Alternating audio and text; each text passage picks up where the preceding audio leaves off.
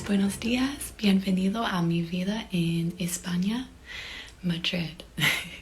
My name is Madison. I'm going to be doing the takeover spray today. And yeah, I'm just going to show you guys a little bit about what my life looks here living in Madrid, Spain. And I'm really excited to show you guys. So today is Tuesday here in Madrid. I just woke up not too long ago. It's 10 in the morning. So right now I'm actually not in school. We start school this Friday actually, so I have 3 days left of summer. So I will definitely tell you guys all about what I do at school. But today, however, I will not be going to school, so I'll show you guys kind of what I do on my days off here in Madrid. Right now, I'm actually about to head to the gym, so I will show you guys around the city as I walk there. It's about 10 minutes from my house. First of all, I just wanted to tell you guys a bit about myself. I'm 24 years old. I'm from the United States, grew up in Colorado, and I graduated from East Carolina University. I got my Bachelor's of Arts in English, minored in linguistics, and I also received my TEFL certification from International TEFL Academy, and I actually did the online course.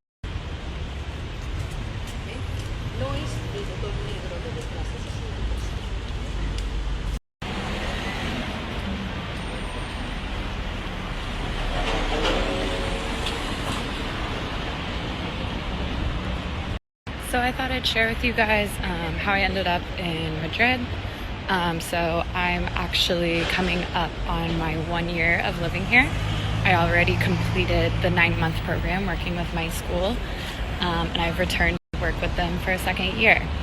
So I actually came here with the program CIEE, and they were able to help me with the process in order to get set up at a school, helped me with my student visa, and all that good stuff. However, there's many other programs that you can apply to.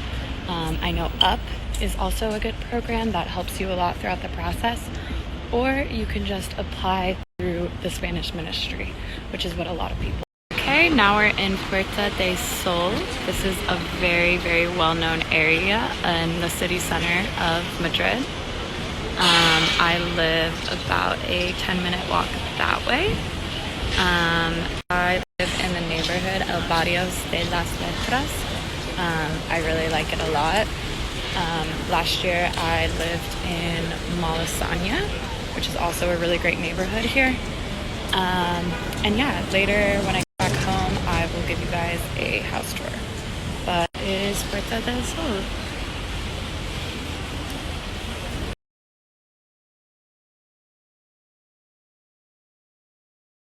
So I work in a secondary school here in Spain. That's basically like a high school and a middle school combined. So the kids are ages 11 to 16.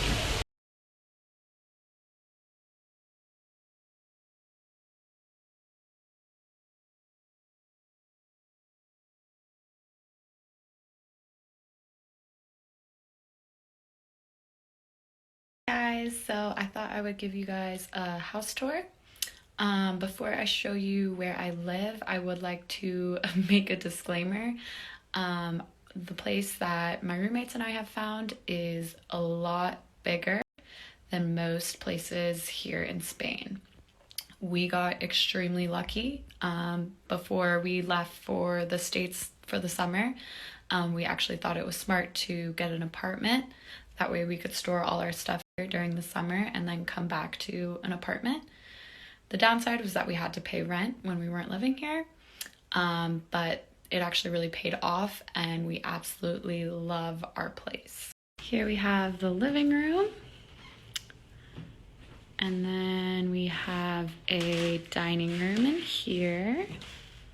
This is where you dry your clothes because there's no dryers in Spain. There's my adorable cat. We have this really cool balcony.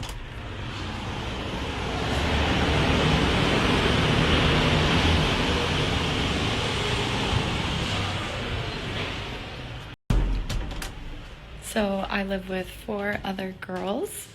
Two of them were my friends from college, and then the other girl was somebody I met here last year. Here is my room. It is very small, but it gets the job done. Next we have my bathroom. We have another bathroom.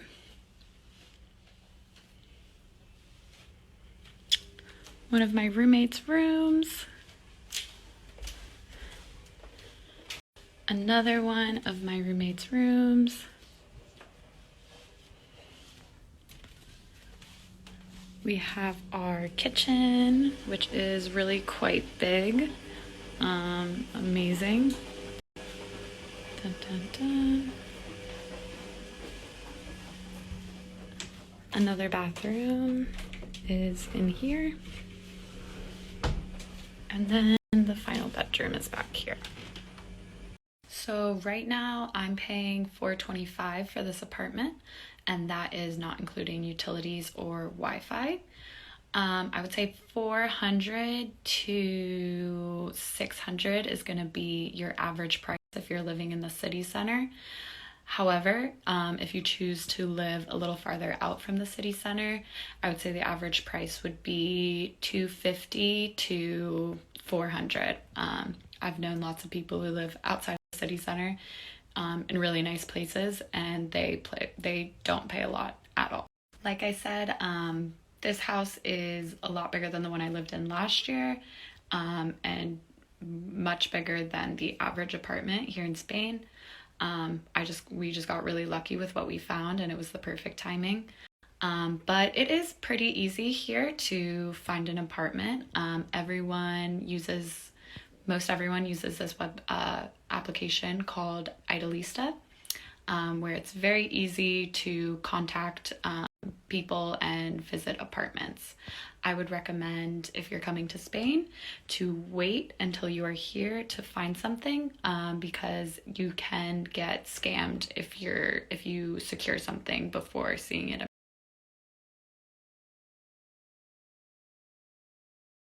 I chose Spain because I wanted to practice my Spanish. I studied Spanish for about 5 years.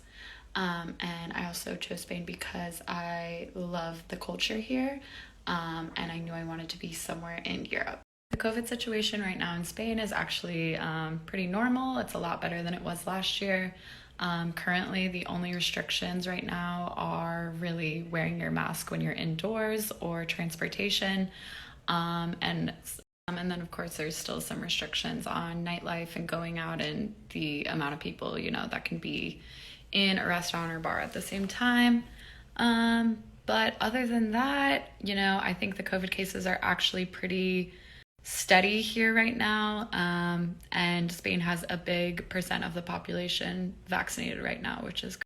I would definitely recommend finding a job beforehand, and by doing that, you can apply to one of the programs such as NALCAP or CIEE, Up International, any of those, in order to securing a job beforehand. Otherwise, it is quite difficult to find a job in Spain once you're here. The only other ones that you really can do is do private tutoring or lessons on the side. So no, I do not live alone. I live with 3 other people. Earlier I said 4, scratch that. I live with 3 other people, so total 4. Last year I lived with 2 other people. So yeah, and it's quite easy to find roommates out here, to meet other language assistants, people who are doing the same exact thing as you, so that shouldn't be an issue. As for the money aspect, money is definitely tight. You definitely won't really save any. You don't go out, you don't, spend any extra money. You could save a little bit, but the 1,000 will cover all your basic needs for sure. So that's the good part of it.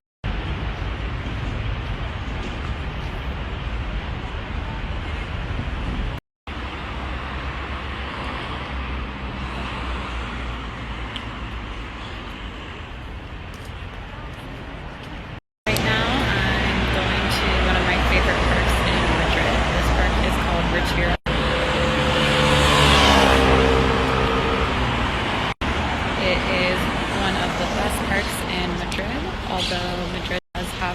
parks, this is definitely one of the biggest ones here.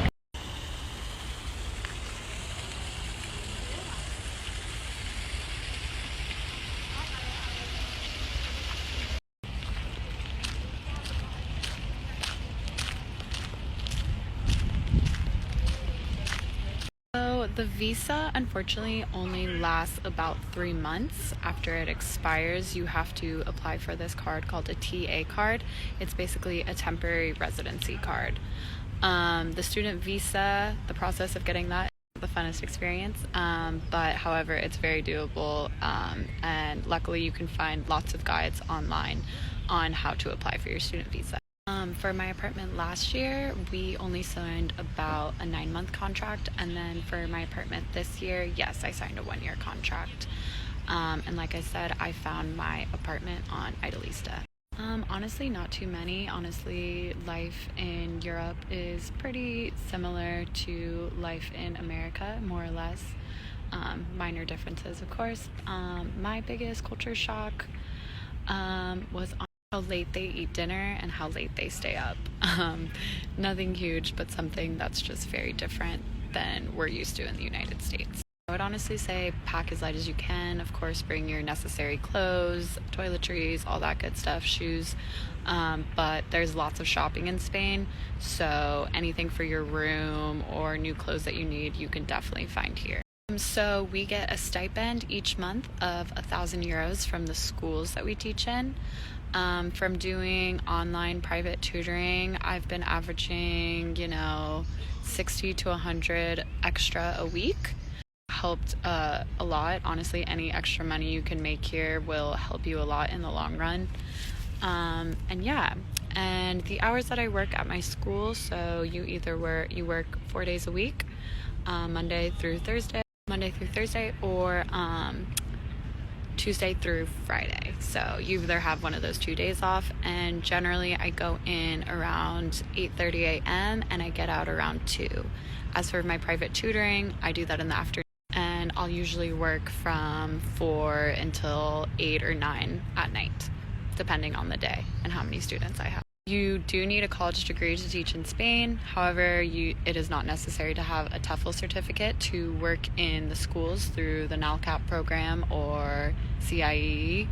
But if you want to do private tutoring, then I would definitely recommend getting a TEFL certificate for that. Yes, I do teach with my piercings, my tattoos. Actually, I have a lot of tattoos. And they don't care at all. The schools are very, very relaxed, very laid back. The dress code is also very casual. You can wear jeans, you can wear tennis shoes, you can wear sandals. It's very, very casual. And everyone is very accepting and cool about everything.